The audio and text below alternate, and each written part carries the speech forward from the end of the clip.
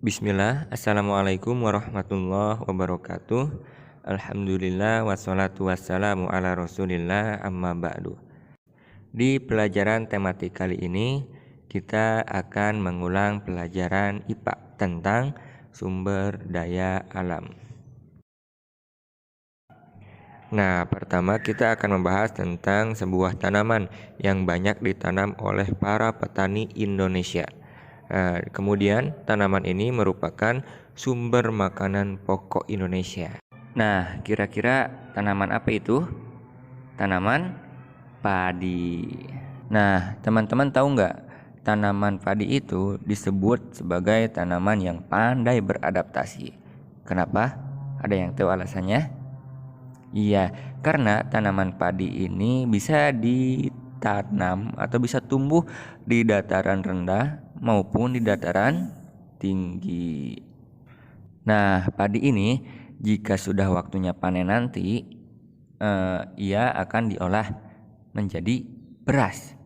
Nah, dari beras ia kemudian dimasak menjadi nasi. Dan nasi adalah makanan pokok sebagian besar penduduk di Indonesia. Nah, sekarang kita akan masuk kepada pembagian sumber daya alam. Nah, sumber daya alam ini terbagi ke dalam dua bagian. Apa aja? Nah, yang pertama yaitu sumber daya alam yang dapat diperbarui. Yang kedua, sumber daya alam yang tidak dapat diperbarui. Kemudian, sekarang sumber daya alam yang dapat diperbarui. Nah, sumber daya alam yang dapat diperbarui itu kriterianya, jumlahnya tidak terhingga. Artinya dapat digunakan secara terus-menerus. Karena sumber daya alam ini tidak akan pernah habis. Nah, kemudian contoh sumber daya alam yang dapat diperbarui itu diantaranya matahari, air, tanah, hewan, tumbuhan, dan angin. Nah, teman-teman sudah belajar tentunya ya, matahari itu adalah sumber energi yang paling besar. Kemudian air, tanah, hewan, tumbuhan, dan angin. Nah, ini hanya sekilas. Kemudian sumber daya alam yang tidak dapat diperbarui. Apa aja kriterianya? Nah, diantaranya yang pertama, jumlahnya terbatas. Artinya sewaktu-waktu sumber daya alam ini akan habis jika terus-menerus digunakan.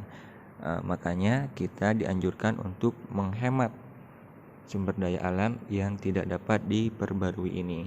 Nah, apa aja contohnya? Contoh sumber daya alam yang tidak dapat diperbarui diantaranya adalah bahan bakar minyak, kemudian batu bara, dan gas alam. Nah, itulah tadi sedikit rangkuman mengenai pembagian sumber daya alam. Nah, kemudian kita masuk kepada limbah. Nah, apa itu limbah? Limbah itu adalah segala sesuatu yang sudah tidak dimanfaatkan lagi oleh manusia. Nah, limbah ini terbagi ke dalam dua bagian. Yang pertama, limbah industri, yang kedua, limbah rumah tangga. Nah, teman-teman, biasanya limbah industri ini berupa cairan atau bahan kimia. Kemudian kalau limbah rumah tangga biasanya barang-barang bekas. Nah, barang bekas ini terbagi lagi ke dalam dua bagian, yaitu barang bekas yang sifatnya organik dan anorganik. Nah, organik itu adalah limbah yang bisa diurai. Sedangkan anorganik adalah limbah yang tidak bisa diurai. Apa aja contohnya? Contoh limbah organik. Contohnya adalah sisa makanan, kemudian daun kering, rumput, potongan kayu, atau kotoran atau tinja. Nah, sedangkan contoh anorganik adalah botol kaca, botol plastik, kemudian bungkus makanan, kain, kertas, keramik, logam, dan lain-lain, dan masih banyak lagi.